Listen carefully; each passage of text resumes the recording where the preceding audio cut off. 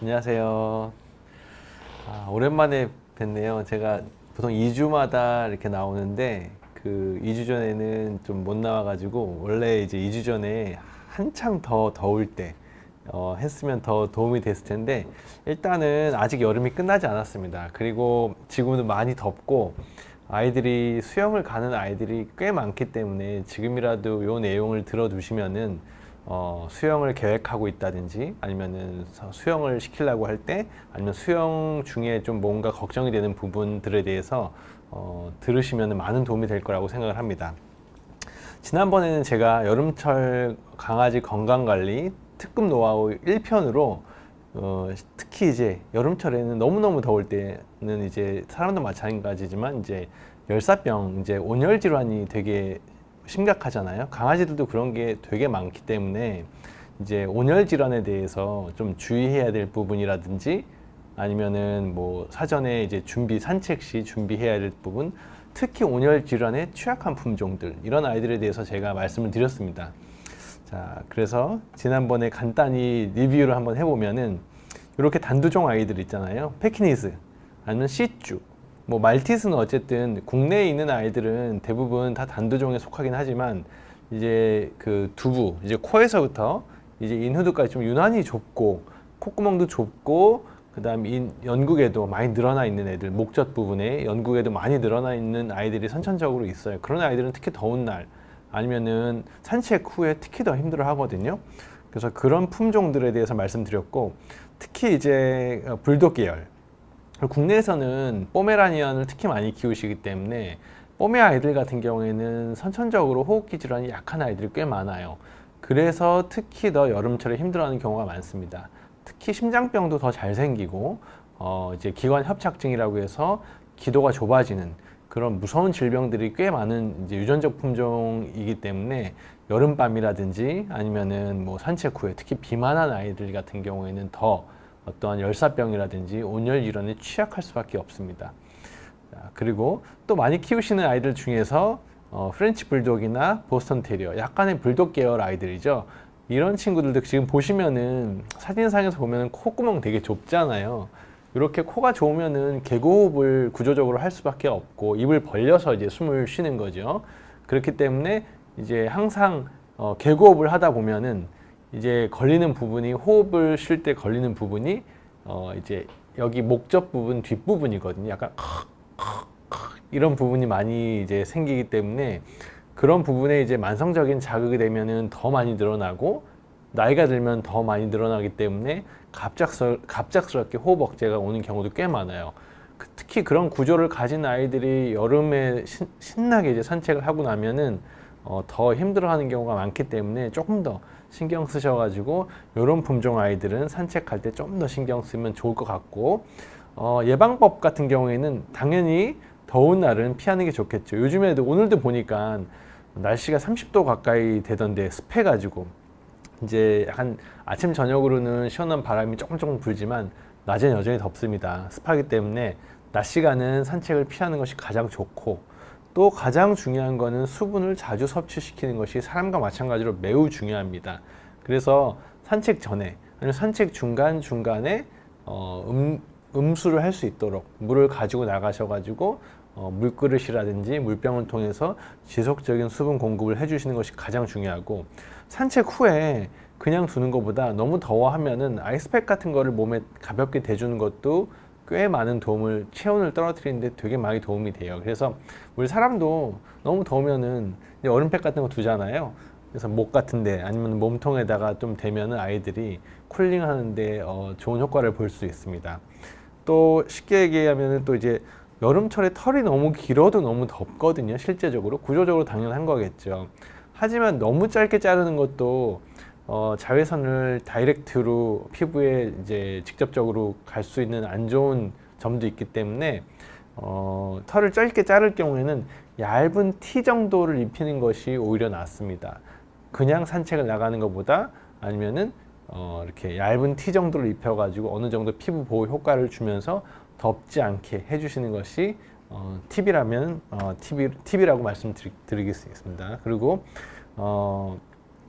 또 이제 발바닥에 습진이 있는 애들이 국내에 꽤 많죠. 특히 특히 이제 발사탕이라고 하는데, 많이 핥는 아이들 같은 경우에는 특히 여름에 더운 바닥을 오랫동안 걸으면은 이제 발진이 있는 상태에서 아주 뜨거운 열에 의해서 이 발바닥의 습진이라든지 감염이 더 진행이 되는 경우가 있어요. 그래서 산책을 갔다 와서는 특히나 더 좀 시원한 물로 발바닥을 깨끗하게 닦아주시고 꼼꼼하게 말려주시는 것이, 시원한 바람으로 꼼꼼하게 말려주시는 것이 매우 중요하고, 하고 나서 산책하고 나서는 깨끗하게 말린 다음에 발바닥에 요즘에는 보습 크림 같은 것도 되게 많이 나와 있거든요. 그런 거를 발라주면은 아무래도 감염성 질환으로 진행되는데 줄여줄 수 있는 효과를 볼 수 있습니다. 자, 오늘은 제가 지난번에 말씀 못 드린 요즘에 정말 아이들이 수영장도 많이 가는 것 같아요. 실제로 수영도 좋아하는 아이들도, 물을 좋아하는 아이들도 많이 있고, 이제 보호자하고 같은 시간을 보낼 수 있는 공간이기 때문에 꽤 이제 국내에서 많이 이제 특히 펜션이라든지 아니면은 외곽 쪽 보면은 이제 큰 강아지, 작은 강아지 할 거 없이 수영을 할 수 있는 이제 좋은 수영장들이 요즘 많이 생겼어요. 그런데 우리가 생각하기에 보호자분들은, 강아지 키우시는 분들은 뭐 이제 영화나 이런 데서 워낙 아이들이 수영을 잘하는 걸 많이, 이제 미국 영화라든지 외국 영화 같은 경우에 그런 경우가 많아서 그냥 물에 툭 던지면 다 수영을 잘 할 거라고 생각을 합니다. 강아지는 당연히 수영을 잘하는 게 아니야, 이렇게 생각을 하시거든요. 근데 실제 그렇지 않아요. 꽤 많은 아이들이 물을 무서워하고, 실제로 우리가 생각하는 것보다 수영을 못하는 애들이 되게 많습니다. 특히 이제 집 안에서만 주로 있었던 아이들 같은 경우에는 물을 목욕할 때 이외에는 많이 접해보지 않기 때문에 어떤 깊이 있는 물에 들어갔을 경우에 꽤 많이 무서워하고, 우리 사람하고 똑같아요. 그리고 수영을 못하는 아이들도 꽤 많기 때문에 그냥 물에 들어갔다가는 오히려 아이가 위험한 상황에 생길 수가 있습니다. 그래서 오늘 그런 부분뿐만 아니라 수영의 앞뒤에 주의해야 될 부분, 또 어떤 아이들이 수영을 하면은 조금 위험할 수 있는지 그런 거에 대해서 제가 말씀을 드리도록 하겠습니다. 이 사진은 보면은 저기 앞에 테니스 공을 던지고 아이가 좋아가지고 물에 뛰어드는 장면이죠. 보기만 해도 시원한 사진인데 이 아이는 수영을 되게 잘하는 아이 같아요. 이 뛰어 올라가는 모습을 보니까 물도 별로 안 무서워하고 이제 주저주저도 안 하는 거죠. 자, 이 질문이 좀 들어와서 제가 질문을 좀 몇 가지 받을게요. 강아지나 고양이한테 포도 줘도 될까요? 포도는요, 강아지한테 주면 안 되는 음식, 금기 음식입니다. 실제로 강아지 같은 경우에는 포도철에 포도를 먹고 급성 신부전이 오는 경우가 꽤 많아요.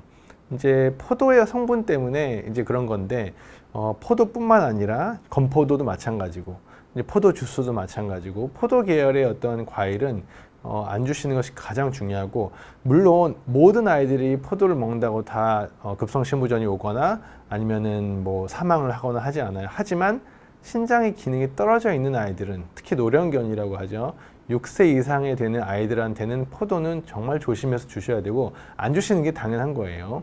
실제 강아지들이 먹으면 안 되는 10가지 음식 안에 포도가 반드시 들어가 있거든요. 그리고 국내에는 저희 병원 같은 경우에도 포도철에는 아이들이 제가 경험한 아이 중에서 13살 아이 푸들이었는데 포도를 3알 먹고 급성 신부전이 와가지고 사망을 한 케이스도 있었어요. 그만큼 포도에 대한 민감도나 역치는 다 다르지만 어쨌든 위험한 음식이라는 걸 꼭 알고 계셨으면 좋겠습니다. 자, 그리고 혀를 하하하고 침을 많이 흘리는 강아지는 더워서 그런가요? 물론 그 상태를, 그 상황을 제가 좀 봐야 정확히 알 수 있을 것 같은데, 이제 애들이 혀를 헤헤거리면서 침을 많이 흘리는 경우는 물론 아이가 의식 상황이 괜찮다고 하면은 긴장해서 그러는 경우도 꽤 많고요. 강아지는 긴장을 하거나 특히 차를 타거나 병원에 오거나 낯선 환경에 있을 때 이제 타액 분비가 늘어나게 되죠. 긴장을 하게 되면은 그렇지 않고 정말 이제 뭐 호흡기에 문제가 있다든지 심장이나 순환기에 문제가 있을 경우에는 입을 벌리고 숨을 쉬는데, 그때는 침을 많이 흘리거나 하지는 않았고, 그래서 이렇게 타액이 많이 늘어나는 경우 같은 경우에는 뭐 더운 환경에 노출되어 있다든지 그럴 경우에는 그럴 수는 있어요. 하지만 꼭 반드시 저게 이제 심장병이라든지 호흡기에 문제가 있다고 평가하기는 조금 부족한 정보인 것 같아요. 자, 그리고 고슴도치, 레오파드 이런 아이들은 특수동물인가요? 예, 저희가 이제 강아지, 고양이 말고는 이제 요즘에 많이 키우시잖아요. 고슴도치, 그 다음에 뭐 토끼, 그 다음에 뭐 이런 아이들, 이구아나 이런 아이들은 이제 특수동물이라고 이제 포괄해서 특수동물을 진료를 하시는 선생님들이 보통 따로 계십니다. 저희 병원에서도 특수동물을 좀 전담으로 봐주시는 선생님이 계시기 때문에 혹시 뭐 궁금하신 부분이 있거나 하면은 제가 질문을 받아서 전달을 나중에 따로 해드리도록 하겠습니다. 자, 또 포메라니언 키우시는 보호자신 것 같아요. 강아지 혼자 있는 시간이 많아서인지 계속 방을 긁고 문을 열려고 버벅거려 어쩌죠. 이제 혼자 있는 시간이 많으면 어쨌든 아이들의 이상 행동은 나타날 수밖에 없어요. 그러니까 무슨 얘기냐면은 얘네들은 기본적으로 스트레스를 좀 풀어 주셔야 되거든요. 그게 대표적인 것이 이제 산책이죠. 근데 보호자분들이 나는 집에 와서 많이 놀아주고 뭐 대부분 놀아주시는 시간이 많진 않죠. 왜냐하면 저녁에 퇴근하고 오셔가지고 한두 시간 놀아주시고 이렇게 하는 건데, 실제 아이들이 집에서 노는 것도 되게 중요하지만 바깥에 나가가지고 새로운 공기를 마시는 것이 너무너무 중요해요.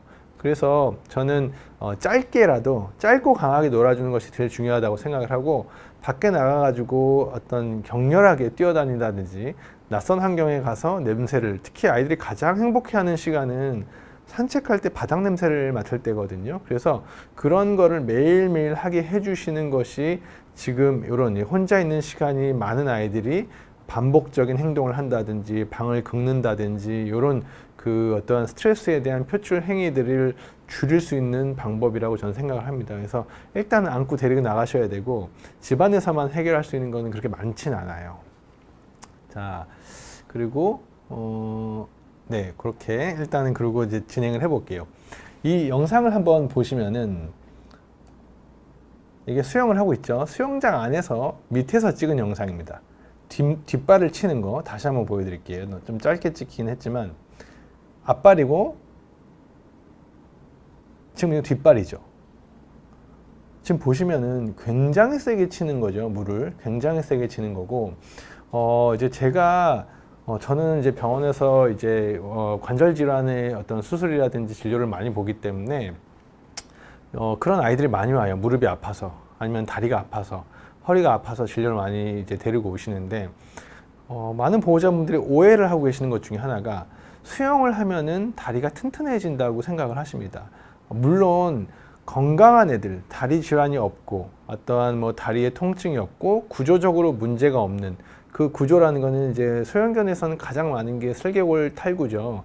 그런 어떠한 구조적인 질환이 없는 아이들이나 기능적인 저하, 예를 들어서 퇴행성 관절염이 오래됐다든지 다리에 다리에 어떠한 그 인대 손상이 있다든지 이런 아이들은 지금 보시다시피 되게 불안정한 상태로 물 안에서 무릎을 강하게 쓰는 거거든요.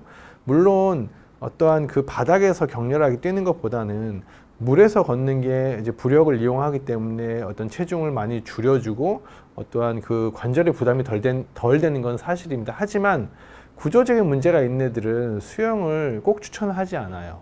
그래서 오히려 십자인대가 끊어지기 직전 아이가 수영을 하고 나서 십자인대가 끊어지는 경우도 있고요. 그래서 제가 추천하는 것 중에 하나는 수영장을 가는 건 좋대.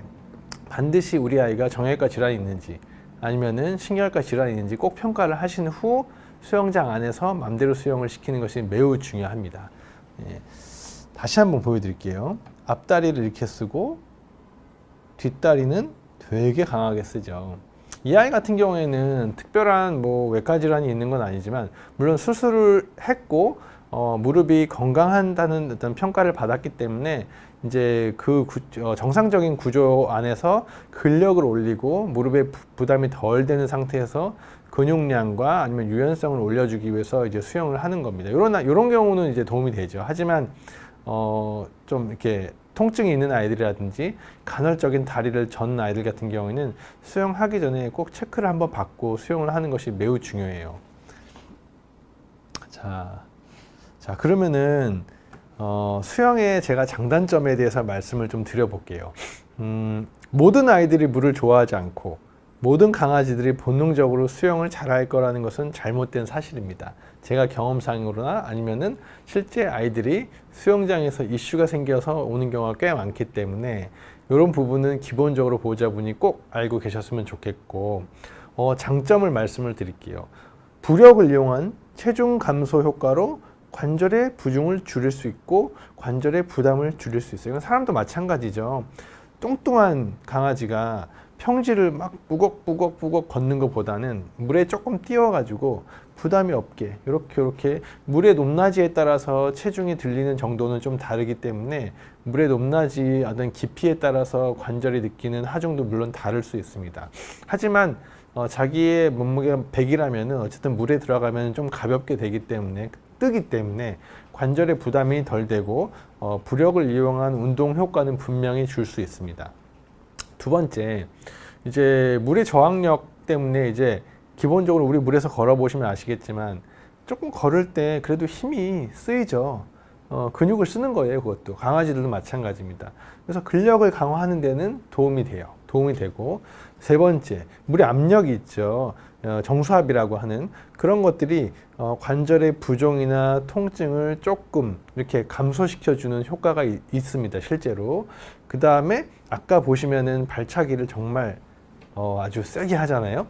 그러면서 이제 강하게 할 때마다 평소에 자기가 썼던 어떤 관절의 가동 범위보다 순간순간 조금 늘어나게 쓰게 되거든요. 그게 이제 관절의 가동 범위를 조금 늘려주는 효과가 분명히 있어요. 이런 장점들이 분명히 있습니다. 하지만 제가 이제 그 어떤 질병적인 이제 질환적인 관점에서 봤을 때 국내 아이들은 이제 관절이 안 좋은 애들이 꽤 많고, 그다음에 관절이 안 좋다는 자각 증상을 보이기는 좀 쉽지 않고, 그런 아이들이 그리고 또 비만도 꽤 많아요. 제가 봤을 때는 좀 뚱뚱한 아이들이 많고, 보호자분들은 귀여운 거고 제가 봤을 때는 좀 뚱뚱한 거고 이런 아이들이 많은데, 그런 아이들이 대부분 관절 질환을 가지고 있기 때문에 그런 아이들이 아무 그냥 걱정 없이 물에 들어갔다가 그 다음날 절어서 온다든지 아니면 잘 걷다가 나오는데 갑자기 다리를 전다든지 하는 경우가 꽤 많습니다. 그래서 따라서 수영장을 가시기 전에는 반드시 수의사의 어떤 관절 체크를 받아보시는 것이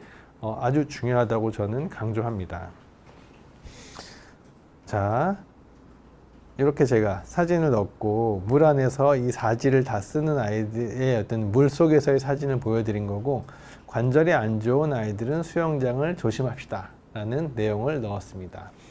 자, 질문이 또 들어왔는데, 모든 개는 개헤엄을 기본으로 할 줄 알아. 네, 그죠. 이게 뭐 이제 보호자분들 입장에서는 당연히 그렇게, 왜냐하면 우리가 일반적인 인식이라고 이제 생각을 할 수 있기 때문에. 자, 그리고 여기 저희 집 애들은 산책 나갈 때만 대소변을 봐요. 집 안에서는 볼 일을 안 봐서. 이게 어떻게 보면은 좋을 수도 있고 안 좋을 상황도 가끔 생겨요. 물론 집안에서 대소변을 안 하면은 아무래도 집안이 좀 깨끗해지고, 그 다음에 뭐 집에서 치울 일이 별로 없기 때문에 보호자도 마음 편하게 집에서 관리를 할 수 있어요. 하지만 이제 물론 나갈 때마다 이제 싸는 거는 아이가 이제 거기에 어느 정도 이제 그 학습이 된 거죠. 이렇게 우리 사람도 어떤 특정 화장실, 집 안에서 집 안에 화장실에서만 이제 그 대변이 잘 나오시는 분들도 있고, 나가면은 이제 긴장을 해서 잘 이제 화장실을 못 가시는 분들도 있다시피 강아지들도 마찬가지예요.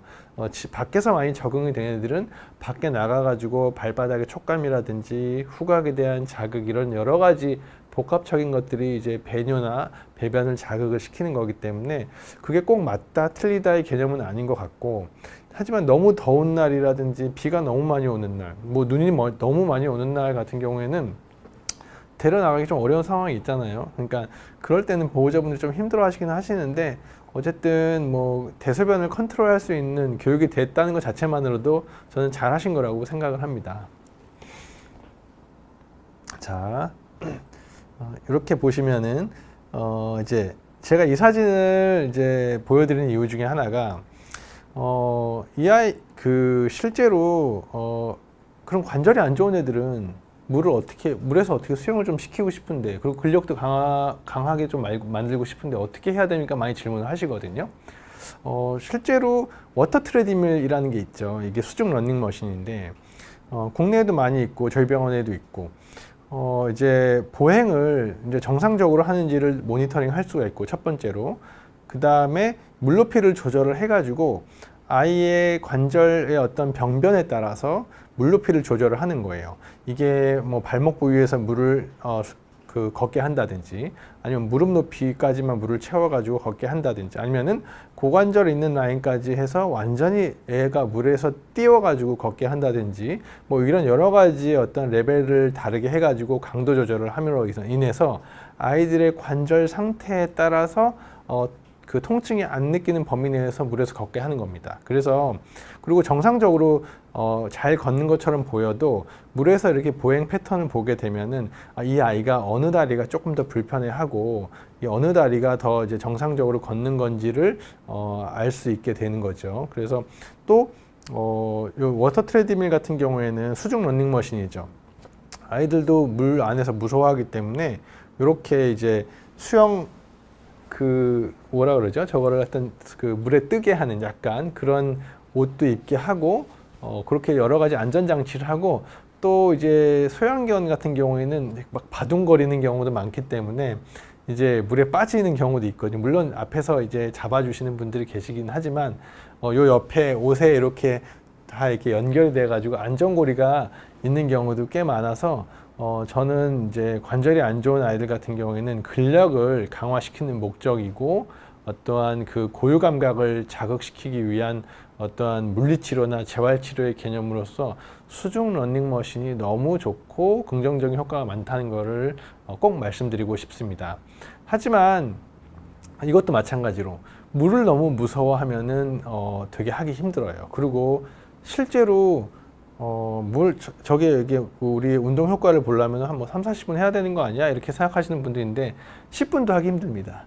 우리가 물 안에서 10분을 걸으라고 한번 상상을 해보세요. 10분 걷기 되게 힘들죠. 물 안에서. 얘네들도 마찬가지예요.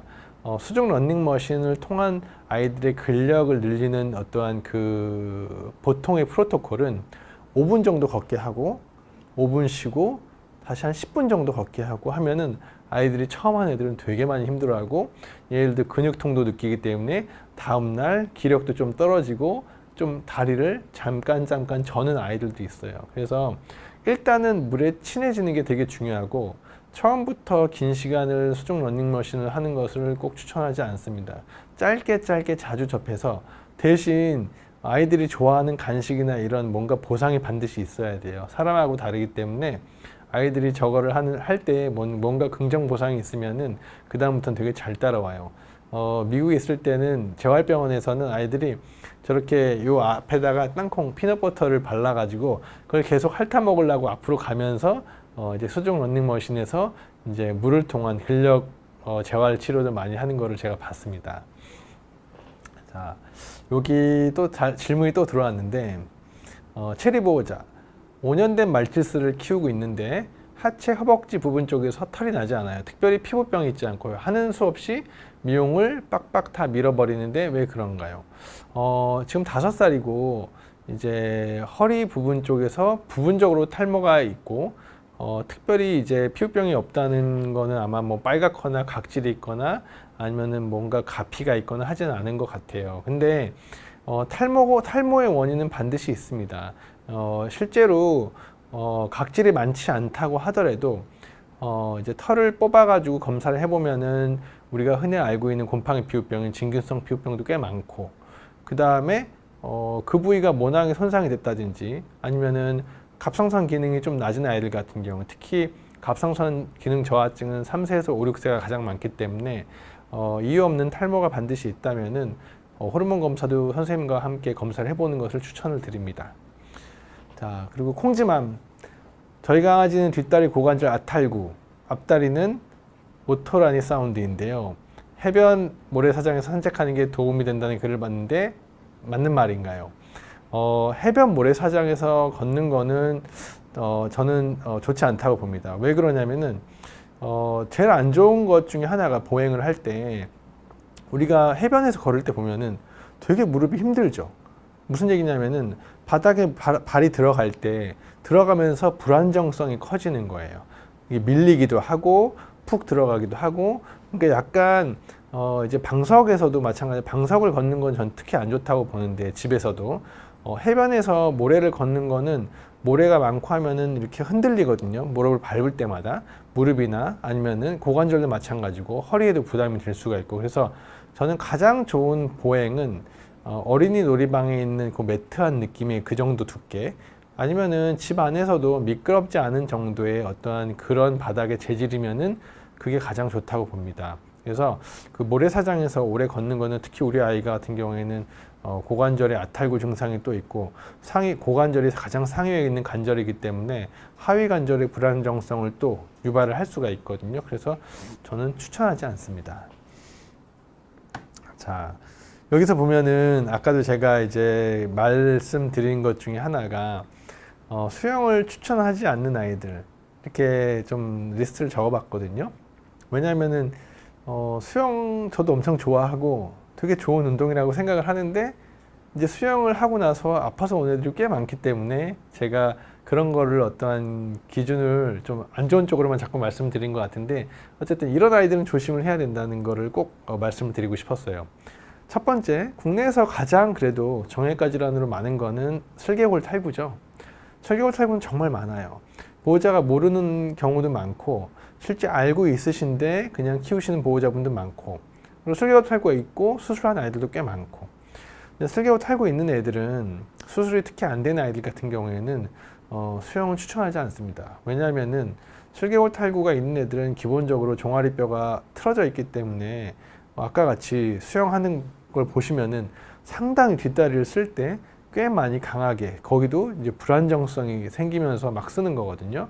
무릎에서 제일 안 좋은 거는 불안정성이고, 그 불안정성이 반복적으로 계속 쓰게 될 경우에는 그 안쪽 구조물인 인대라든지 뭐 반월판이라든지, 특히 나이가 있는 퇴행성 질환이 있는 아이들 같은 경우는 그런 거에 더 안 좋은 영향을 줄 수가 있는 거죠. 또한 두 번째, 십자인대가 안 좋은 애들, 수영하고서 십자인대 끊어져서 온 애들이 간혹 있거든요. 특히 대형견이라든지 나이가 들어 슬개골 탈구를 오랫동안 가지고 있어 수술 안 한 아이들, 이런 아이들은 수영만 해도 무리가 올 수 있다는 거예요. 그래서 저는 특히 탈구보다 더 안 좋은 게 인대 손상이라고 보는데, 인대가 안 좋은 아이들, 간헐적으로 다리를 저는 아이들, 쩔뚝쩔뚝 하다가 뭐 또 잘 걷기도 하다가 이런 것이 반복이 되는 아이들 같은 경우에는 수영을 추천을 하지 않고, 아까 말씀드린 바닥을 밟으면서 걸을 수 있는 수중 러닝머신을 교육을 하는 게 오히려 아이들의 관절에 도움이 될 수 있습니다. 자, 세 번째, 같은 맥락이긴 하지만 퇴행성 관절염이 있는 아이들 있잖아요. 나이가 든 애들, 1번, 2번 슬개골 탈구랑 십자인대가 있는 아이들은 대부분 퇴행성 관절염이 또 따라와요. 그래서 이런 아이들 같은 경우에는 수영을 추천하지 않습니다. 자, 슬개골 탈구 수술을 했던 아이들, 마찬가지지만 슬개골 탈구 수술했던 아이들은 2차적으로 퇴행성 관절염이 대부분 따라와요. 그러니까 수술 전에 대부분 관절염을 가지고 있는 거죠. 구조가 이제 회복했다고 하더라도 기본적으로 건강하게 태어난 관절보다는 약한 관절이기 때문에 어떤 관절의 염증이나 퇴행성 병변을 좀 같이 가지고 오게 됩니다. 그래서 재탈구가 없다고 하더라도 탈구 수술했던 아이들은 수영장에 가는 것 자체는 좋아요. 하지만 다 잘 걷는다면, 하지만 수영장 가기 전에 엑스레이 정도는 평가해보고, 아니면 선생님하고 보행평가라든지 아니면 촉진을 통해 가지고 괜찮은지 한번 평가해보고 수영장 가시는 게 저는 안전하다고 봅니다. 여기 질문이 하나 들어온 게 있는데, 선생님 수영을 하면 강아지들이 폐수종이 올 수 있다는데 맞나요? 지금 안 그래도 그 얘기를 말씀을 드리려고 제가 5번 항목에 넣었습니다. 우리 사람도 심장이 안 좋은 사람들 같은 경우에는 수영도 마찬가지고 좀 어떤 활동성이 강한 운동은 되게 좀 조심하라 그러잖아요. 왜냐하면은 평소에 안정적인 상태에 있을 때는 심장도 안정적인 비슷한 패턴으로 뛰는데, 자기 역치 이상으로 갑자기 막 뛰려고 하면은 그게 심장이 과부하가 걸려서 폐에 부담이 되게 됩니다. 폐에 부담이 되게 되면은 심장병이 있었던 아이들은 폐에 물도 차게 되고 폐에 염증도 생기게 되고 이런 일이 생기거든요. 근데 이제 심장병이 있는 아이들 같은 경우에는 진짜 보호자가 뭐 심장약을 잘 먹이고 관리를 잘 하고 있는 애라면 그나마 덜 하지만, 심장병이 어느 정도 진행이 돼 있는데 그걸 모르고 평소에 수영을 또 안 하던 애들인데, 그런 운동을 안 하던 애들인데 수영장을 갔다 와서 갑자기 기침 횟수가 늘어난다든지, 아니면은 어떤 그 호흡수가 늘어난다든지, 아니면은 입을 벌리고 숨을 쉰다든지, 이런 경우가 있거든요. 대부분 폐에 물이 차거나 폐렴이 오는 경우예요. 그래서 저는 수영을 하기 전에는 나이가 좀 있고 뚱뚱하고 그 다음에 뭐 심장약을 먹인 애들은 꼭 청진을 해보고 가슴 사진 한번 체크해보고 수영장에 가는 걸 추천드립니다. 여름에는 이런 경우가 정말 많기 때문에 말씀드려요. 수영 간다고 뭐 폐에 물이 차겠어? 뭐 물을 먹어서 폐에 물이 차는 경우는 흔치는 않고요. 실제로 심장병이 있는 애들이 너무 격하게 자기의 어떤 운동 능력 이상으로 호흡을 많이 하다 보니까 이제 폐에 부담이 되는 거죠. 그래서 특히 여름에 많습니다. 여름에 심장병이 있는 줄 모르시고 낮에 열심히 산책을 시키고 격렬하게 운동을 한 다음에, 그래 이제 물에 들어가, 물에 펑 들어가서 격렬하게 막 운동을 하고, 이제 밤에 대부분 심장은 밤부터 새벽에 힘들어하죠. 그때 이제 폐수종이라든지 아니면은 뭐 급성 호흡곤란이 오는 경우가 왕왕 있죠. 그래서 저는 심장병 있는 애들은 꼭 주의해야 된다. 그리고 6번 같은 경우에는 만성호흡기 증상 있는 아이들, 대표적인 아이들이 포메라니언 아이들이라든지 기관 합착증 있는 애들. 우리가 기침하고 보호자분들이 많이 이제 증상을 동영상으로 녹음을 해서 오는 어떤 증상들이 있는데, 제가 하는 걸 보세요. 이렇게 뭐가 가시 걸린 것처럼, 이건 기침입니다. 그리고 뭔가 이렇게 들어 마시면서 목에서 뭐가 걸리는 소리, 이 두 번째 하는 거는 꼭 반드시 흥분을 하지 않더라도 갑작스럽게 나타날 수 있는 어떤 호흡법이거든요. 이런 아이들은 대부분 이제 리버스 스니징이라고 해서 흡기, 들어 마실 때 흡기성 호흡 부전 증상이 나타나는 거예요. 어떤 구조적인 한 부분의 문제뿐만 아니라 이 코에서부터 인후두까지의 뭔가 구조적인 불안정성이 좀 불규칙성이 있는 아이들 같은 경우에는 이제 자극원을 자극이 됐을 때 나타나는 호흡의 어떤 힘듦을 해소하기 위해서 들어 마시는 행동으로 이제 표현을 하는 거거든요. 약간 재채기의 역재채기라고 보시면 될 것 같아요. 재채기는 대부분 코 가까운 곳에서 자극원이 있어서 재채기를 하는 경우가 많죠. 근데 이런 들어 마시는, 뭔가 들썩들썩 막 숨 넘어갈 것처럼 그러다 갑자기 괜찮아지는 그런 증상을 보이는 경우는 리버스니징이라 해가지고 질문에 올라오신 것처럼 단두종이라든지, 아니면은 국내에는 치와와나 아니면은 말티즈도 워낙 많기 때문에 다 단두종이라고 평가를 해도 뭐 무방합니다. 뭐 작고 비강에서도 인후두까지 되게 좁기 때문에 이런 아이들은 되게 많죠. 그래서 이게 너무 많이 자주 오면은 되게 삶의 질이 떨어지고, 또 나이가 들어서 어쨌든 들어 마시는 호흡법이 만성적으로 할 경우에는 심장에도 부담이 될 수 있거든요. 음압이 걸리는 어떤 호흡이기 때문에. 그래서 이런 증상이 자주 있다면은 우리 아이가 기관 합착증이 있는지, 아니면은 뭐 연구에 노장이 있는지, 이런 거를 좀 굵직굵직한 구조는 꼭 반드시 평가를 해두는 것이 가장 중요합니다. 자, 질문 하나 또 받을게요. 꽃길이 보호자분, 10년 된 말티즈 암컷이 등에 뾰루지 같은 것이 납니다. 어떻게 해야 될까요? 10살이고 등에 뾰루지 같은 것이 이제 약간 여드름 같은 걸 말씀하시는 건데, 단순히 그냥 세균성 피부염일 수도 있어요. 세균성 피부염이 있을 수도 있는데, 나이가 들어가지고 평소에 안 나던 뭔가 어떤 피부염이, 또 혹시라도 가려움이 동반이 된다든지, 가려움이 없더라도 뭔가 식이 알러지라든지 뭔가 자극원이 있어서 어떤 알러지 증상일 수도 있거든요. 따라서 제 생각에는 뭐 뾰루지 같은 거가 있다면은 병원에 가셔가지고 그 염증에 대한 평가를 한번 해보시는 것이 가장 중요할 거라고 봅니다. 자, 콩지만 보호자가 질문을 하셨는데, 심장 비대도 올 수 있나요? 호흡이 불편하면 심장 비대도 올 수 있나요?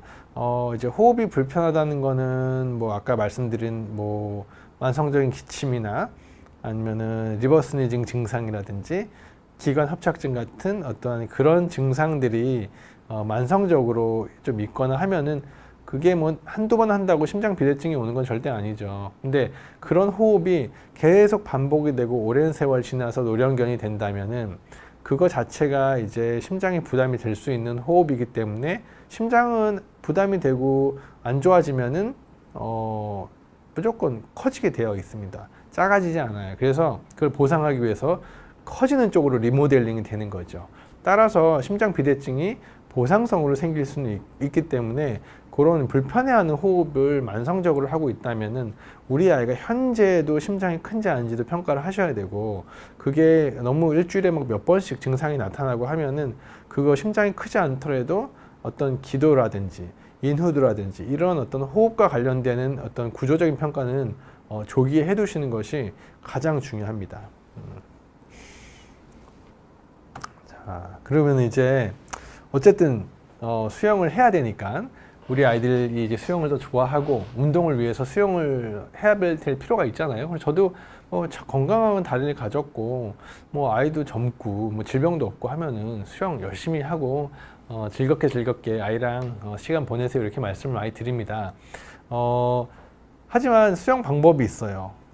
제가 말씀드리는 방법은 사람의 방법과 약간 좀 비슷한데, 우리도 수영장에 그래서 막 갑자기 막 옷 벗고 들어가는 경우도 있지만 대부분 너무 찬물이고 하면은 좀 이렇게 뭐 준비 운동도 좀 하고 물도 좀 가까운 데 좀 묻혀 놓고 뭐 이렇게 해서 하다가 조금씩 해서 깊이 들어가죠.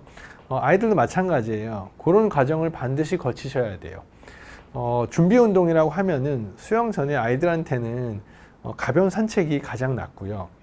좀 걷게 하는 거죠. 걷게 하는 거고, 수영을 할 때는 평소에 쓰는 근육보다 조금 격하게 쓰고 안 쓰는 근육도 많이 쓰기 때문에 수영장 들어가기 전에 온몸을 조금 이렇게 마사지를 해주고, 그 다음에 팔다리를 좀 어느 정도 가동을 시켜주고, 제가 말씀드리는 이렇게 굽혔다 폈다는 우리가 생각하는 것처럼 막 스트레칭 개념은 아닙니다. 아이들이 거부 반응을 보이는 정도까지만 딱 굽혀줬다, 또 거부 반응을 보이는 정도까지만 살짝 펴줬다, 이런 과정을 좀 몇 번 해주면은 보통 한 10번 정도, 한 2세트에서 3세트 정도 하고 나서 그게 약간의 스트레칭이죠.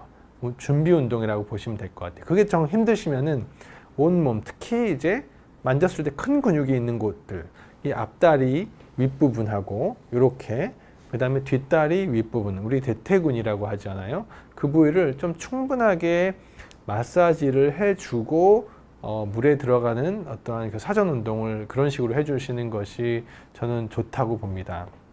그리고 두 번째, 사람하고 똑같아요. 심장에서 먼 곳부터 물을 조금씩 뿌려서 좀 적셔서 적응을 시켜주시는 것이 중요합니다.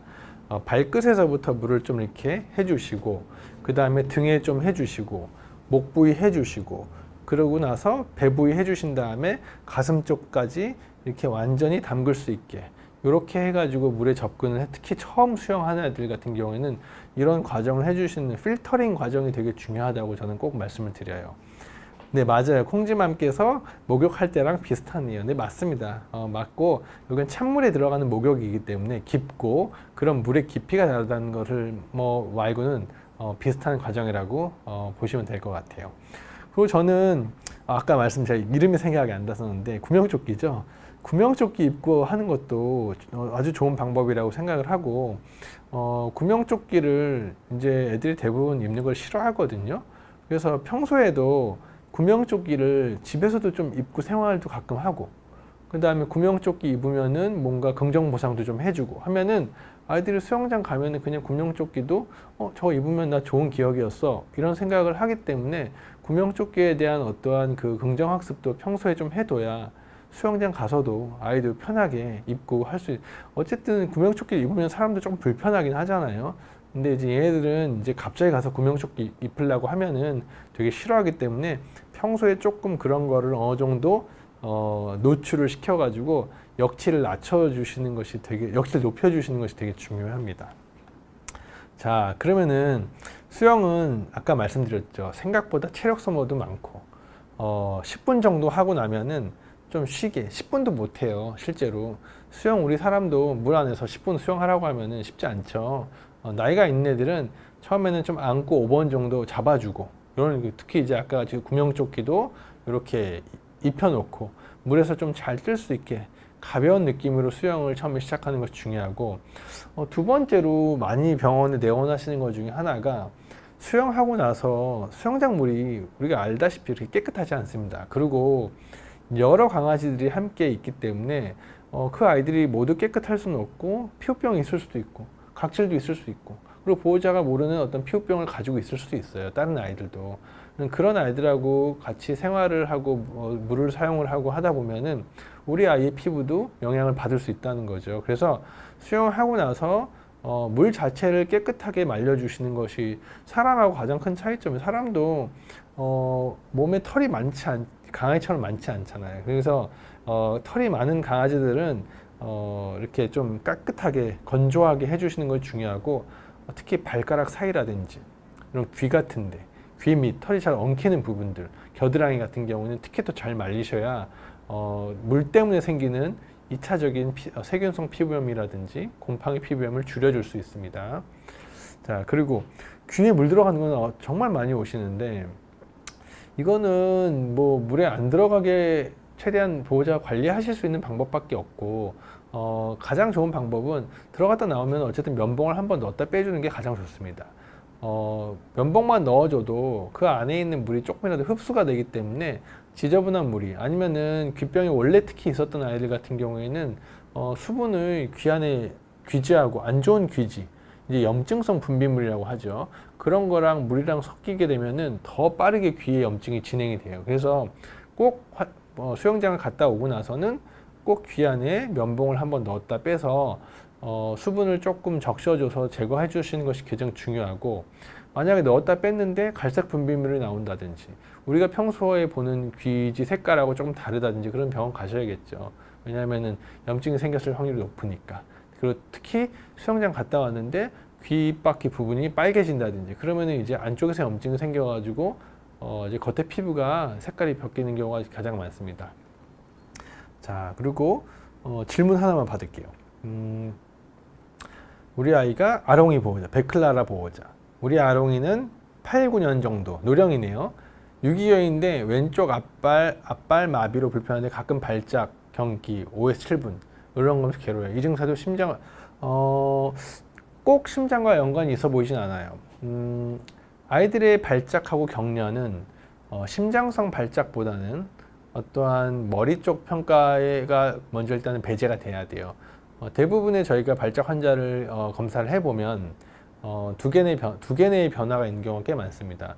그 머리 안에 물이 좀 원래 기본적으로 차 있다든지 우리 뇌수두증이라고 하죠. 아니면 정말로 MRI 상에서 머리에 아무 문제가 없는데 단순 간질인 경우도 많이 있어요. 특발성 원인을 알 수 없는 거죠, 사람처럼. 그런 아이들도 꽤 많아요. 그래서 저는 어쨌든 발작 5분에서 7분이면 꽤 길게 하시는 거거든요. 그러니까 저게 이제 저는 꼭 MRI 평가를 해보시라고 말씀드리고, 약을 먹어야 되는 상태인지 아니면은 그냥 뭐 너무 진짜 간격이 뭐 몇 개월에 한 번 하면은 그것 때문에 약을 먹기는 좀 어렵겠지만 그런 지금 5에서 7분 정도라고 하면 꽤 길거든요. 그래서 꼭 병원에 가셔가지고 발작의 원인을 한번 진단을 받아보시는 것이, 아직 8살, 9살이면은 아직 뭐 10년 이상 더 살 수 있는 나이기 때문에 MRI 평가를 꼭 해보시는 걸 추천드립니다. 자, 그리고 안전한 수영 방법에 대한 나머지 팁들 볼게요. 수영장 들어가면 사람도 물 자꾸 들어가고 하면은 결막염도 잘 생기고 눈곱도 막 끼고, 그래서 옛날에는 제 어렸을 때 기억으로는 수영장 들어갔다 나오면은 그 당시에는 막 나오면서 막 안약도 막 눈에 뿌려주고 이랬었어요. 이렇게 결막염 생길까봐 다들 그냥 그 피트병 같은 걸로 막 눈에 쏴주고 나가고 막 이렇게 했거든요. 그러니까 그 수영장 들어갔다 와서는 특히 이제 뭐 기저질환이 있는 눈병이 있는 아이들 같은 경우는 기존 안약을 한 번씩 더 넣어준다든지, 아니면은 눈에 뭐 이물질이 들어갔으면은 보호자가 쓰시는 인공눈물 정도는 저는 괜찮다고 봅니다. 왜 실제로 이제 동물병원에서도 인공눈물 자체는 인체용 인공눈물을 많이 쓰고 있기 때문에 이제 보호자가 쓰고 계시는 인공눈물이나 아니면 생리식염수 같은 거 있잖아요. 그런 걸 깨끗하게 한번 뿌려주는 것도 눈의 세척에 어떤 좋은 영향을 줄 수 있습니다. 그리고 또 수영하고 나서, 우리도 수영을 안 하다가 이제 하고 나면은 그 다음날 엄청 피곤하죠. 얘들 마찬가지예요. 평소에 근육을 그렇게 격렬하게 안 쓰다가 또 안 쓰던 근육을 갑자기 쓰면은 그 다음날 애들도 막 다운이 돼요. 그래서 수영을 하고 나서 다리를 절거나 아니면은 몸을 만지는 것을 예민하게 반응하면은, 제가 여기서 어떤 몸을 만지는 것 자체를 예민하게 반응한다는 것은 통증이 있을 가능성이 아주 높아요. 특히 근골격계, 대체적으로 가장 많은 게 디스크죠. 그래서 저는 수영을 하고 나서 정상적인 애들은 다리를 절지 않아야 되고, 그 다음에 뭐 뭔가 이렇게 불편함을 보이지 않아야 되는데 보행 상태가 이상하다든지 이럴 경우에는 꼭 병원 가셔가지고 아까와 같이 기저질환이 있는지, 무릎에 뭔가 질환이 있는지, 허리에 뭔가 질환이 있는지를 꼭 평가를 한번 받아보시는 것이 아주 중요합니다. 자, 그래서 꼭 우리 아이들도 수영을 하고 난 다음 날은 피곤할 수 있다. 이거를 꼭 알고 수영을 시키시는 게 가장 중요합니다. 제가 준비한 오늘 자료는 여기까지고, 아직 더위가 조금 남았죠. 9월도 좀 덥고 실제로. 그래서 수영을 이제 가시더라도 오늘 내용을 잘 숙지를 하시면은 우리 아이의 어떤 즐거운 수영에, 남은 여름을 위한 즐거운 수영에 아주 도움이 될 거라고 생각하고, 질문 여기 들어온 거 한 개만 더 받을게요. 콩지만 보호자. 저도 히알루론산 성분 인공 눈물을 자주 넣고 있어요. 인공 눈물을 넣는 건 좋은데 이거를 눈을 체크를 하면서 넣으셔야 돼요. 강아지도 정상적인 눈의 배리어가 있거든요. 그래서 너무 인공 눈물을 자주 넣을 경우에는 자기의 어떠한 눈물량에도 영향을 줄 수가 있고, 자기의 기본적인 보호 기능이 있는데 그걸 오히려 약하게 만들 수가 있으니까 눈에 인공 눈물을 꼭 넣어야 되는지 아니면은 안 넣어도 되는지는 한 번씩 좀 평가를 해볼 필요가 있을 것 같아요. 네, 그래서 오늘 전반적인 질문은 다 받은 것 같고요.